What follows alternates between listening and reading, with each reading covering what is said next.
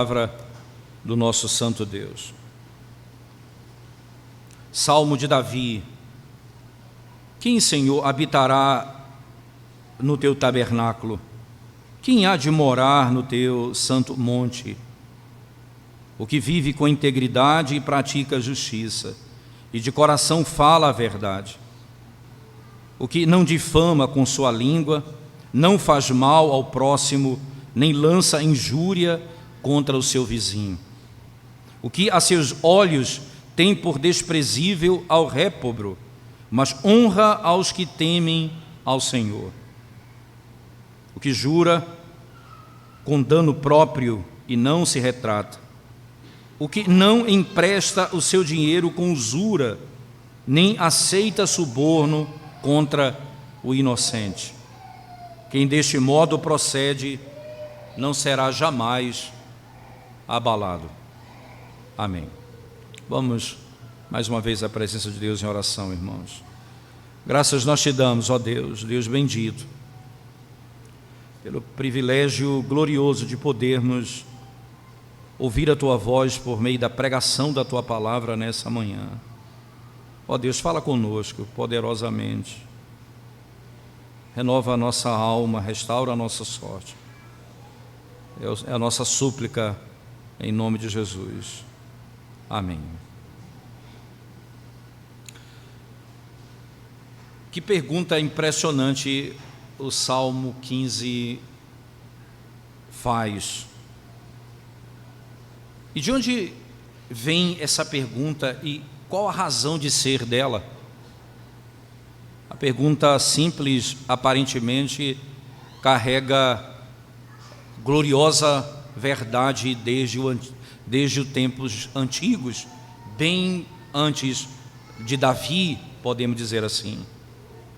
Quem, Senhor, habitará no teu tabernáculo? Quem há de morar no teu santo monte? Primeira coisa importante, irmãos, em termos de interpretação do texto, veja que nós temos aqui um jogo de palavras, tabernáculo e santo monte. Então, habitar no teu tabernáculo e morar no teu santo monte. Então, habitar aqui é sinônimo de morar e santo monte é sinônimo de tabernáculo.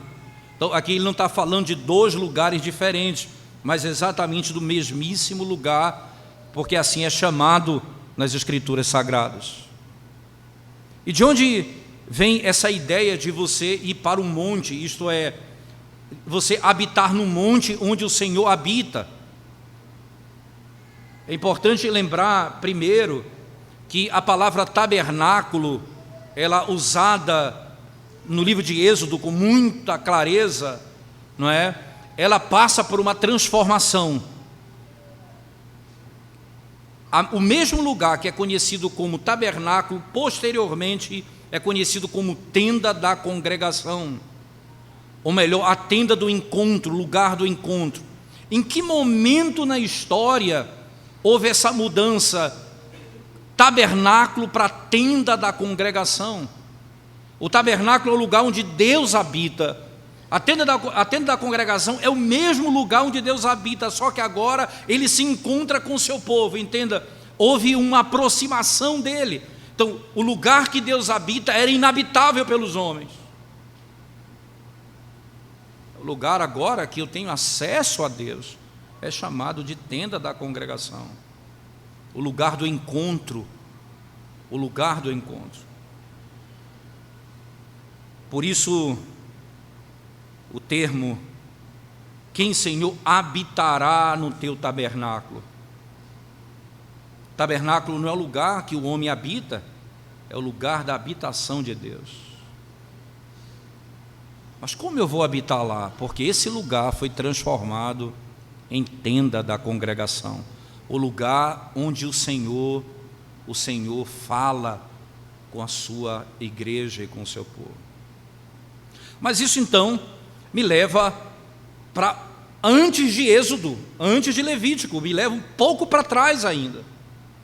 Para você entender um pouco dessa história, você vai voltar lá para o Gênesis, para a criação. Quando Deus criou o homem e a mulher, vocês vão lembrar muito bem, Ele os colocou no jardim do Éden.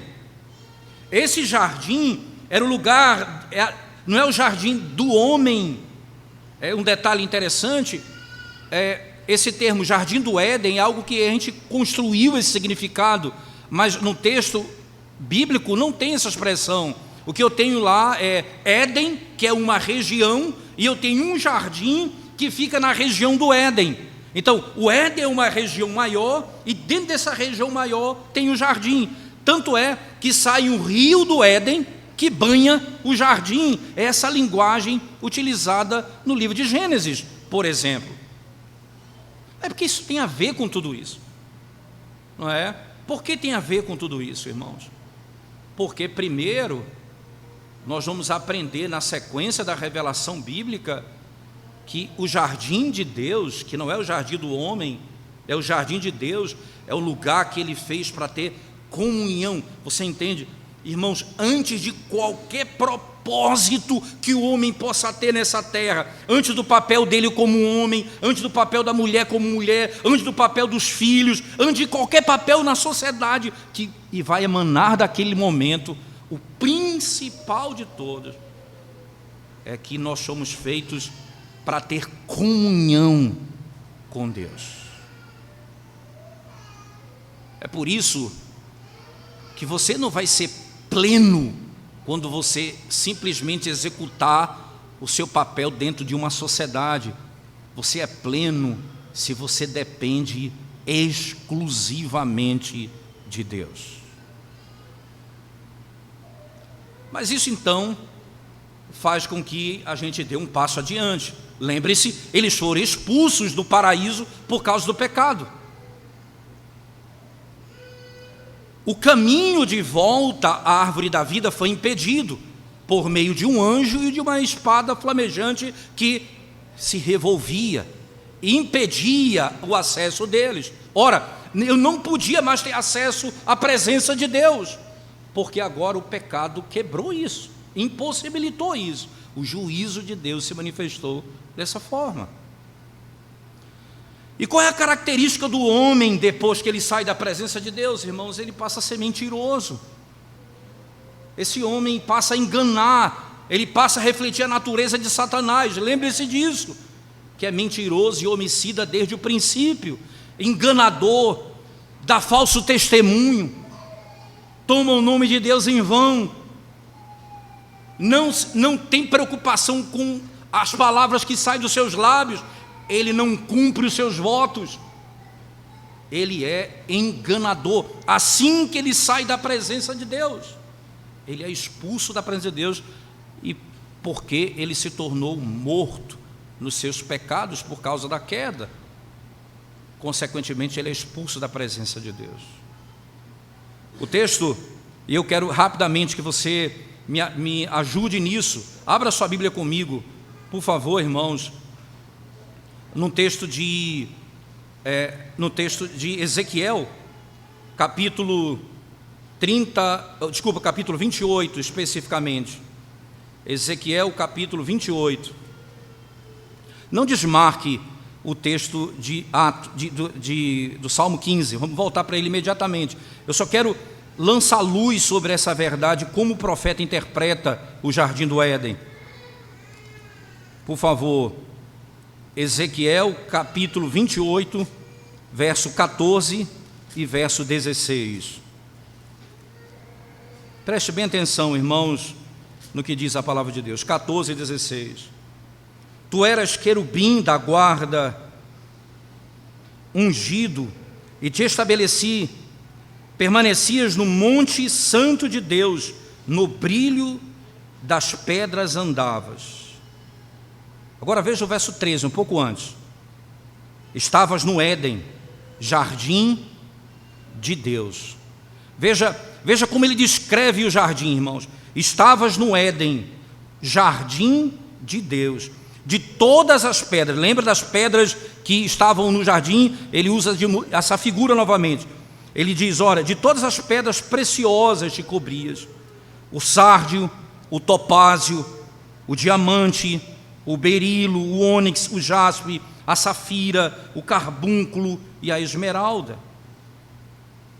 E aí ele continua: de ouro se te fizeram os engastes, os ornamentos, no dia em que foste criado, foram eles preparados. Aí no 14, tu eras querubim da guarda, ungido, e te estabeleci, permanecias no monte santo de Deus. Perceba, ele estava no jardim de Deus, que recebe essa nomenclatura, o monte santo de Deus. Agora veja o verso 16, particularmente, irmãos: na multiplicação do teu comércio, se encheu o teu interior de violência e pecaste, pelo que te lançarei profanado fora do monte de Deus, e te farei perecer, ó querubim da guarda, em meio ao brilho das pedras.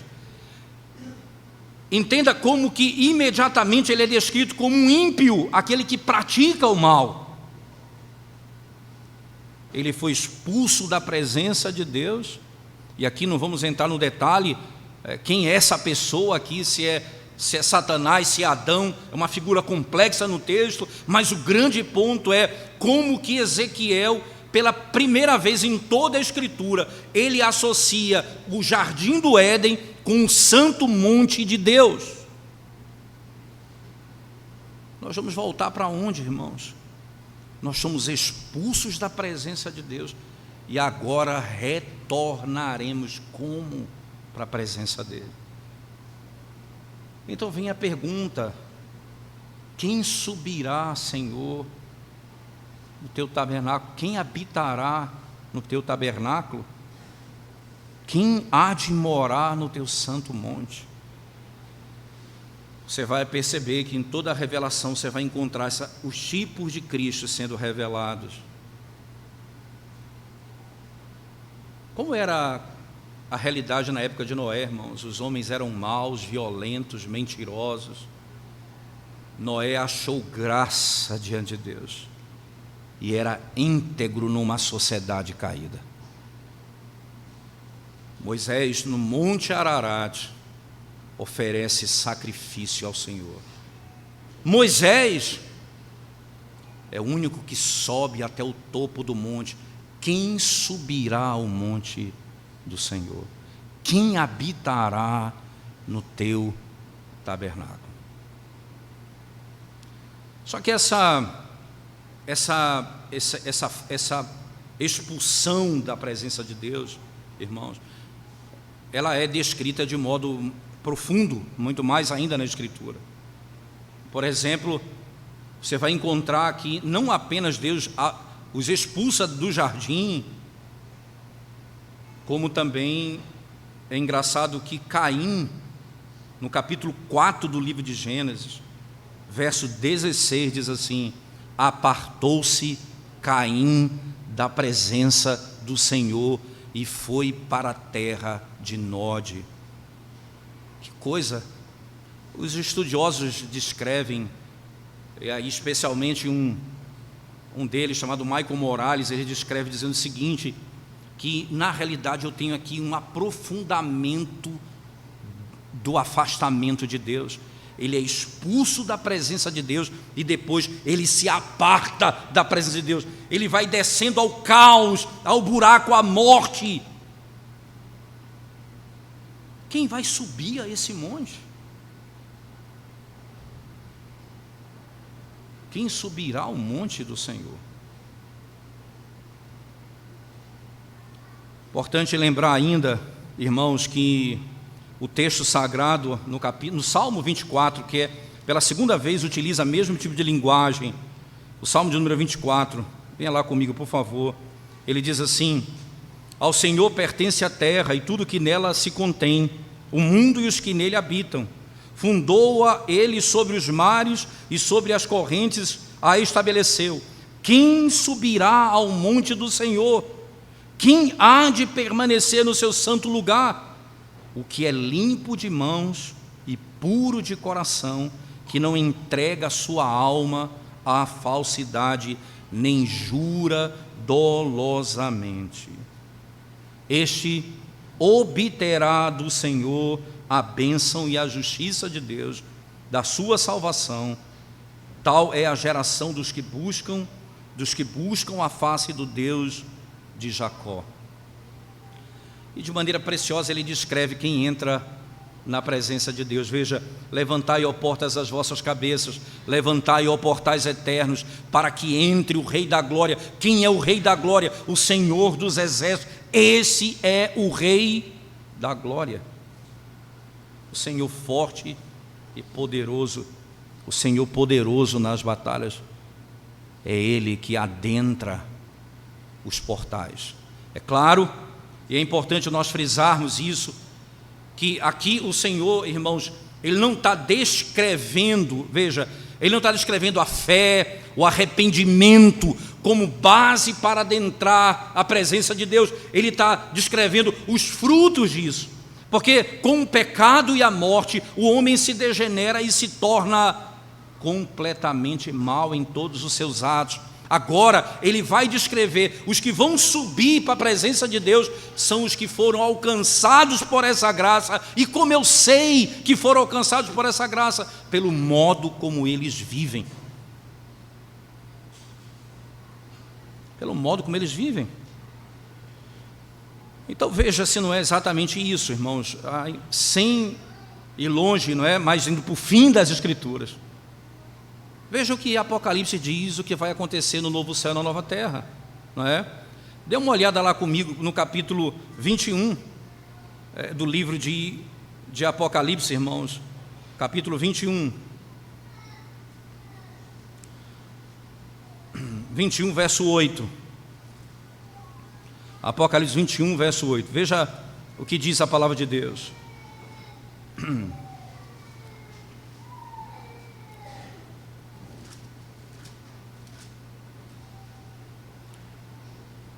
Quanto, porém, aos covardes, aos incrédulos, aos abomináveis, aos assassinos, aos impuros, aos feiticeiros, aos idólatras e a todos os mentirosos, a parte que lhes cabe será no lago que arde com fogo e enxofre, a saber, a segunda morte. Agora vamos lá para o 22, verso 15.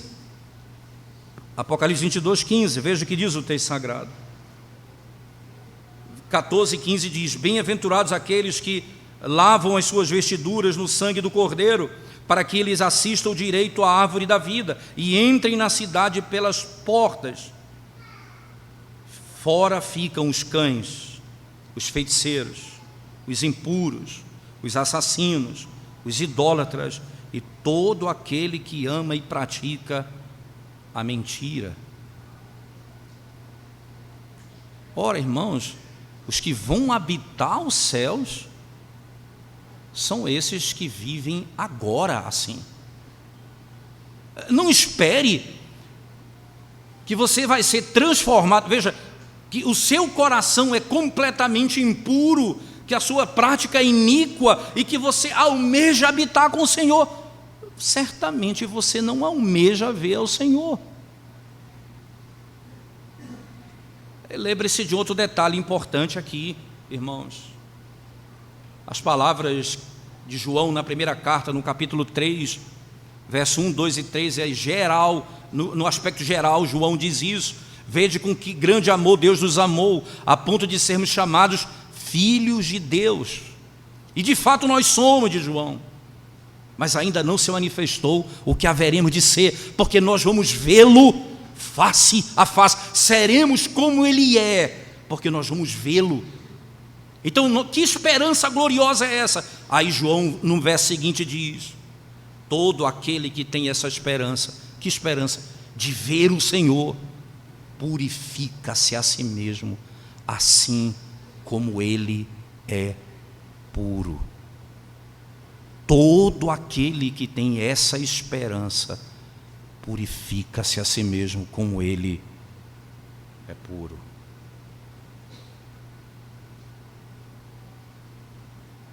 Primeira parte do verso, irmãos, importante lembrar: tabernáculo e o santo monte do Senhor sempre se referem, do Antigo para o Novo Testamento, à igreja, mas também a plenitude dessa realidade que é os céus, como o Apocalipse vai descrever. Mas o que chama a nossa atenção, e eu queria frisar isso aqui com vocês por algum momento, irmãos. O que Davi faz diante dessa pergunta? Primeira questão que nós podemos entender, a pergunta que Davi vai fazer é: Senhor, quem subirá? Você entende?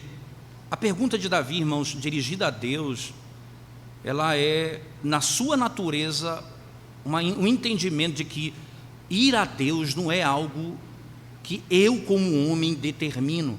O caminho não sou eu que determino, o modo não sou eu que determino. Eu pergunto isso para o próprio Deus.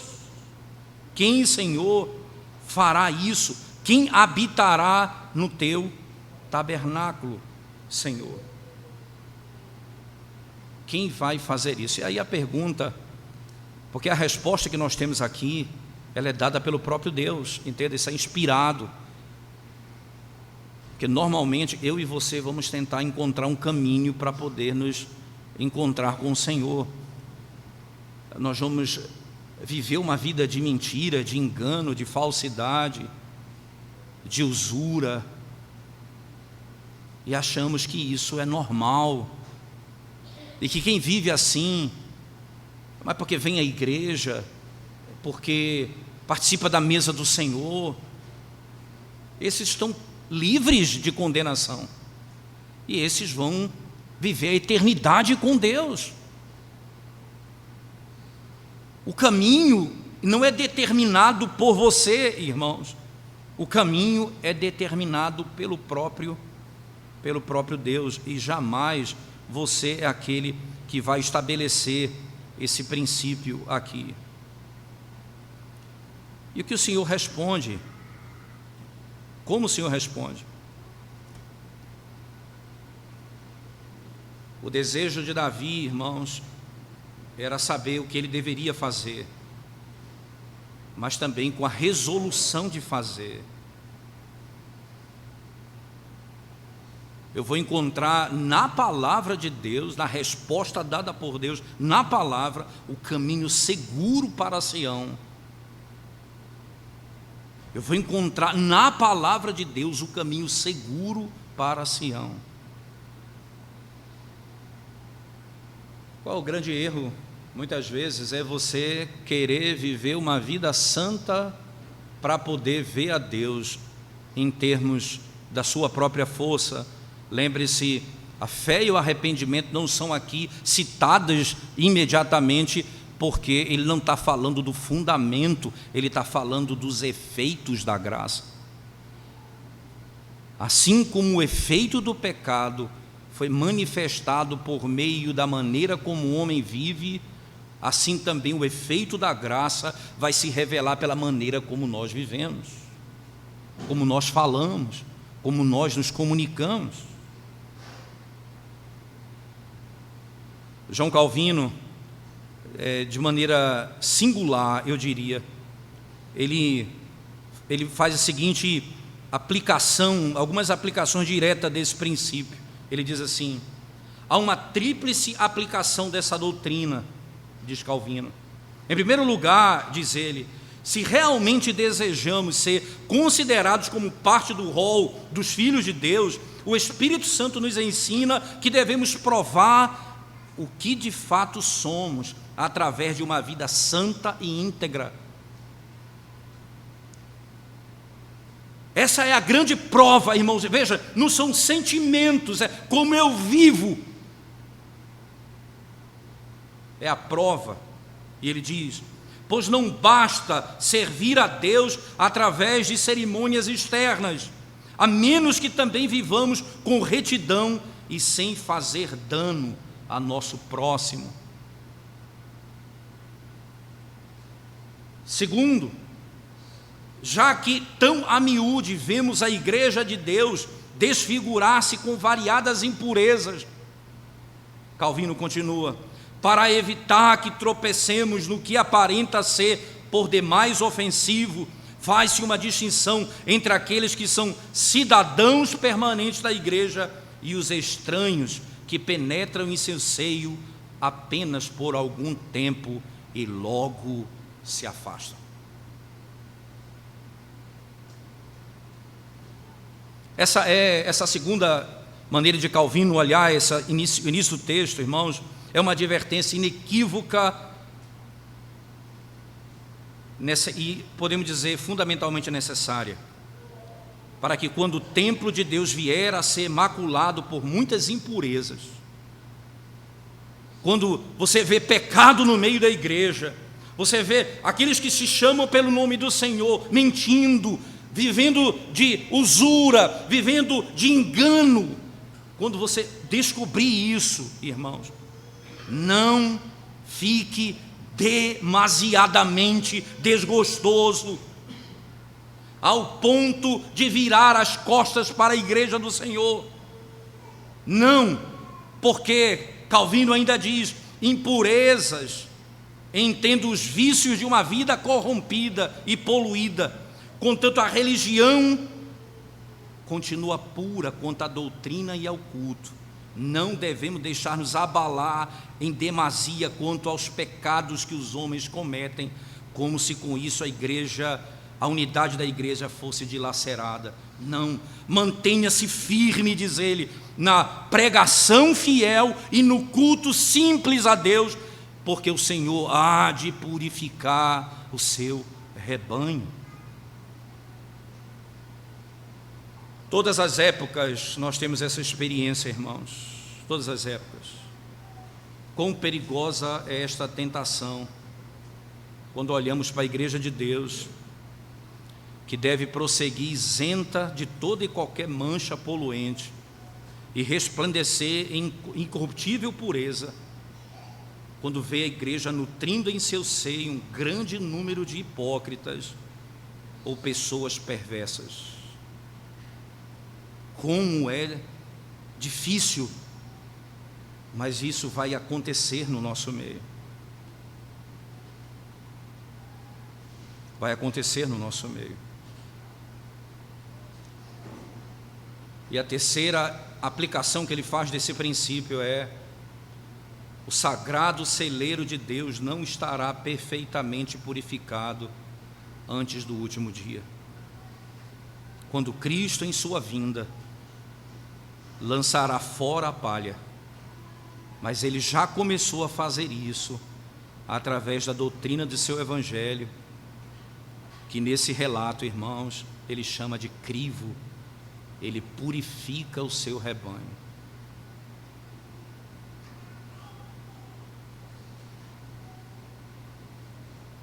A pregação fiel da palavra fará com que os sinceros desejem ardentemente fazer o que Deus manda, e os hipócritas sejam confrontados, até que um dia eles não suportem mais a luz e saiam do meio da igreja.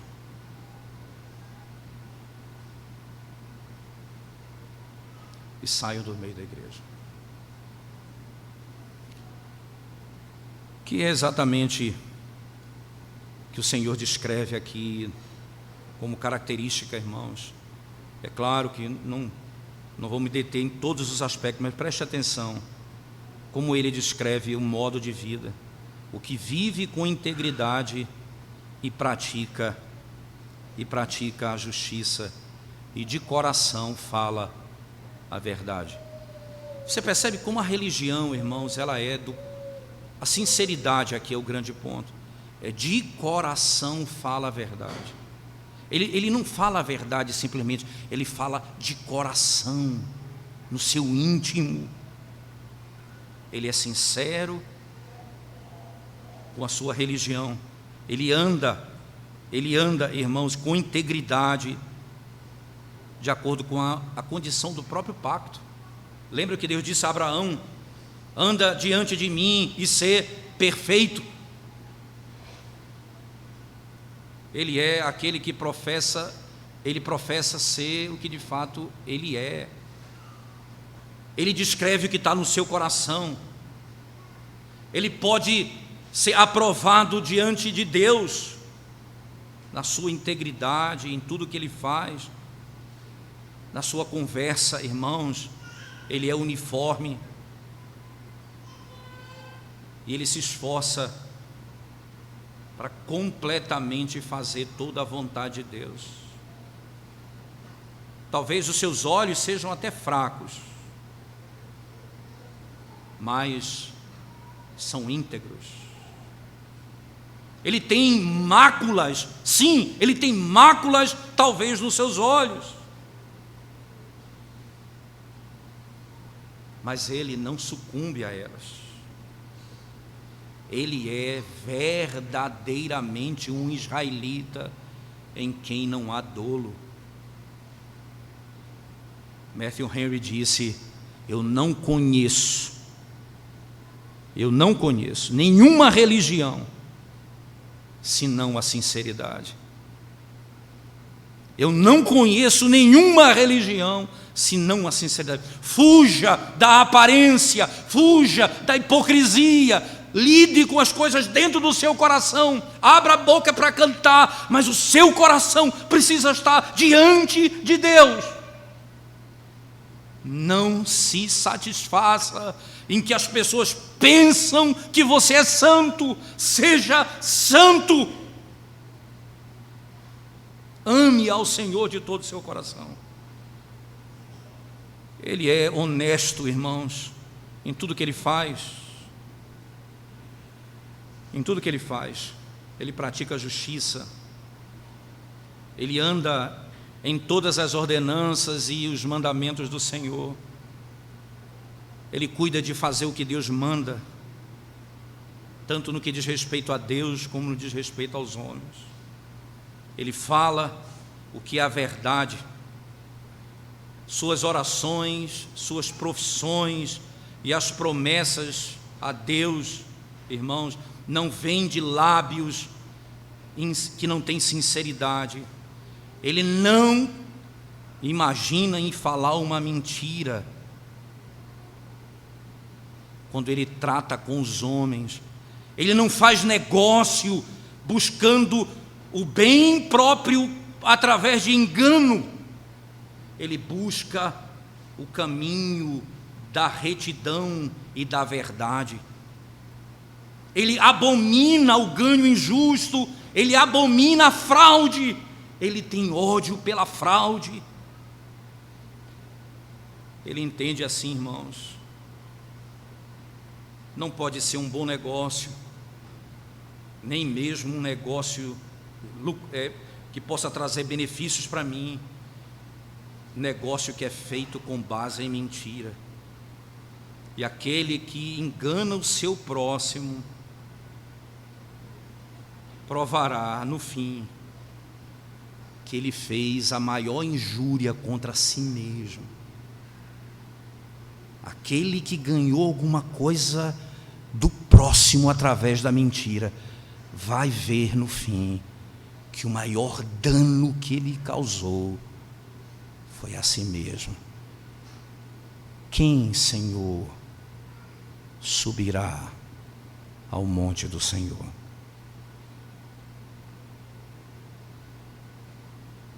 O maior dano foi feito a ele mesmo. No verso seguinte, que não difama com sua língua, não faz mal ao próximo, nem lança injúria contra o seu vizinho, nada disso. Irmãos, e aqui o princípio é claro, mas Matthew Henry faz um comentário que expõe a nossa alma. Ele diz assim: esses são aqueles que não usam a falta dos outros como base para a sua conversa diária. São aqueles que não se aproveitam da fraqueza dos outros e fazem do pecado dos outros o conteúdo do seu diálogo.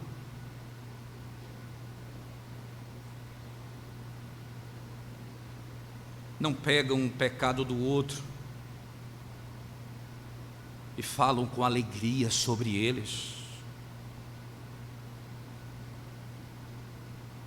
Um determinado amigo me ligou acerca do pecado de um pastor. Impressionante a alegria das palavras dele, como ele caiu de novo.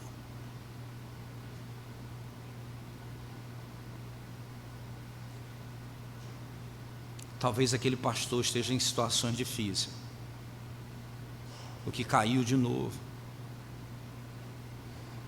Mas eu me atrevo a dizer que tem mais esperança para ele do que aquele que se alegra com a queda do seu irmão.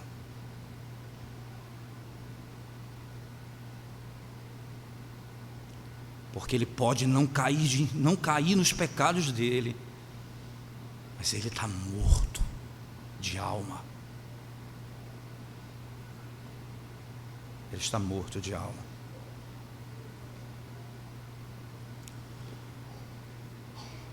O que a seus olhos tem por desprezível ao réprobo, mas honra os que temem ao Senhor, o que jura com dano próprio e não se retrata. Veja o início, irmãos, coisa impressionante, não é? O que a seus olhos tem por desprezível réprobo.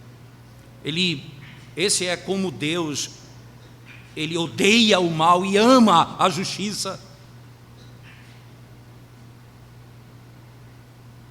Mas aqui é possível nós amarmos os réprobos como se fosse um tipo de misericórdia, mas na realidade é justiça pessoal. Porque eu não amo os que amam a verdade como eu amo os que praticam o mal. Eu tenho prazer. O homem que teme ao Senhor, esse que habitará na presença de Deus, é aquele, irmãos, que, como Deus odeia os que odeiam ao Senhor e amam os que amam ao Senhor, odeia os que praticam o mal e amam aqueles que praticam o bem. Esses são os que fazem votos, entenda, e não tem problema se der errado. O princípio aqui é, ele faz com que o seu juramento, e depois dele dar a palavra, ele sabe que vai ter prejuízo com aquilo, ele não volta atrás. Ele sabe que o juramento é algo sério e ele não retorna, ele sofre o dano, porque como Deus, ele não vai tomar o nome do Senhor em vão. Deus o fala e faz. Nós devemos ter exatamente o cuidado. Por isso, não abra a boca para fazer juramento se você não sabe as consequências disso.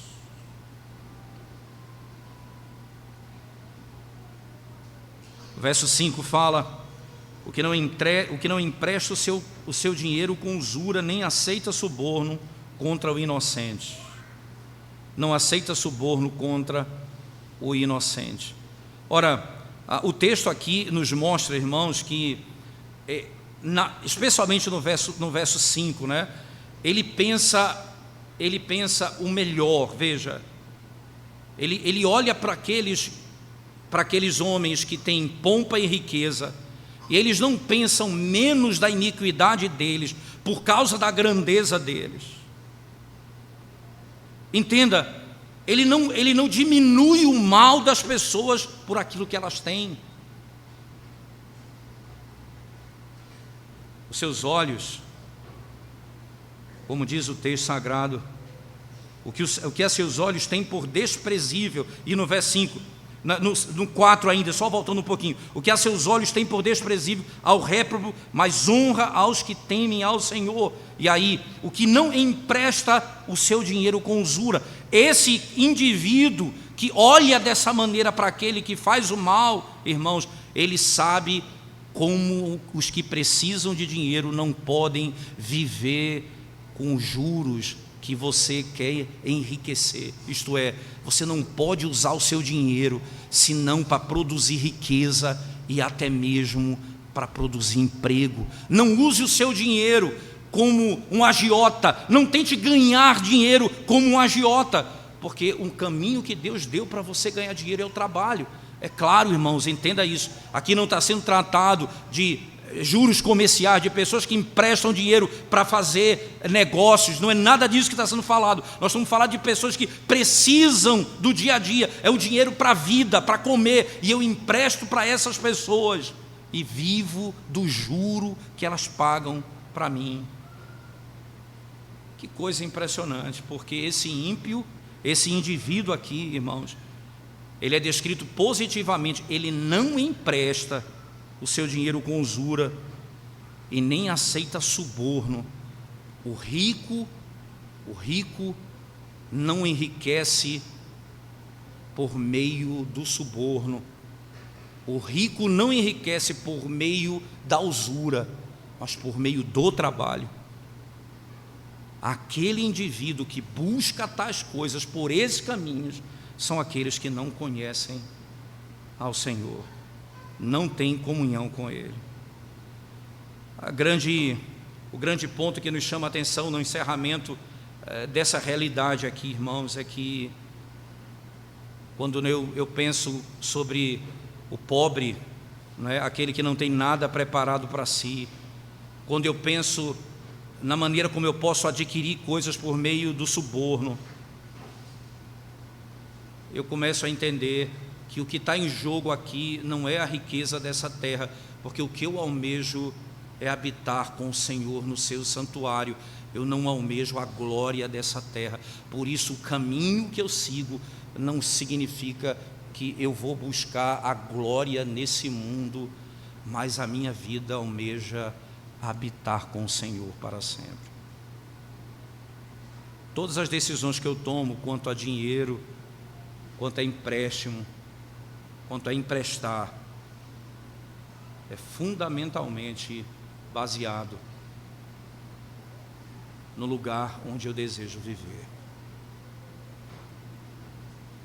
Faz isso quem pensa que passará a eternidade aqui,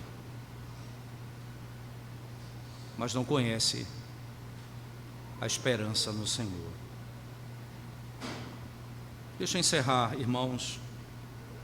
O verso 5, concluindo o texto, diz, no finalzinho, que não empresta o seu dinheiro com usura, nem aceita suborno contra o inocente. Quem deste modo procede, não será jamais abalado. Você sabe que coisa interessante, a palavra não será abalado. Ele não será também envergonhado. Ele não será frustrado nos seus projetos. Nós lembramos do Salmo de número 125, nos chama a atenção o salmista. No Salmo 125 diz: os que confiam no Senhor são como o monte Sião, que não se abala, firme para sempre. Nós somos descritos aqui, irmãos, como a característica do monte de Sião. Lembra, para onde nós vamos, irmãos? Para uma cidade cujo arquiteto é o Senhor. Essa cidade não pode ser movida, os seus fundamentos não podem ser tirados, ela é permanente, ela é eterna, ela não sofre abalo. O salmista diz: quem procede desse modo, irmãos, isto é, todo verdadeiro membro da igreja, ele é como a própria igreja, ele é edificado sobre uma rocha. Os portões do inferno não poderão prevalecer contra ela. Não será abalado jamais.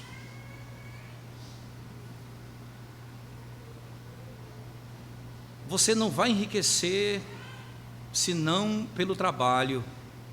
Veja, irmãos, eu não difamo, eu vivo uma vida íntegra, eu pratico a justiça, eu procuro falar a verdade de coração, eu não difamo com minha língua, eu não faço mal ao próximo, nem lanço injúria contra o meu vizinho. O que a seus olhos tem por desprezível ao réprobo, mas honra aos que temem ao Senhor, e jura, e o que jura com dano próprio e não se retrata, o que não empresta o seu dinheiro com usura, nem aceita suborno contra o inocente. É contra o mundo. O mundo sobrevive com base no oposto disso. É com base no engano, é com base na mentira, na exploração do outro, e eles enriquecem. E como nós vamos sobreviver? Não seremos abalados.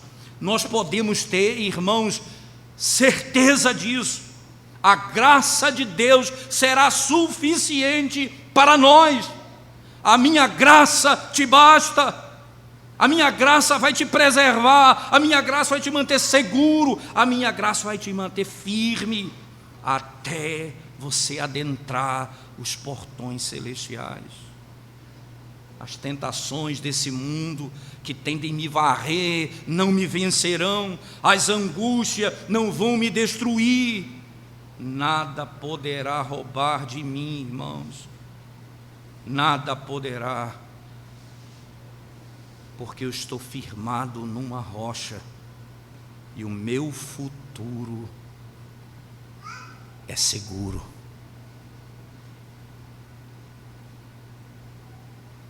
E então ouviremos do Senhor: vinde, benditos de meu Pai. Todos os que têm essa esperança purificam-se a si mesmos, assim como Ele é puro. Vamos orar ao Senhor mais uma vez, irmãos. Graças nós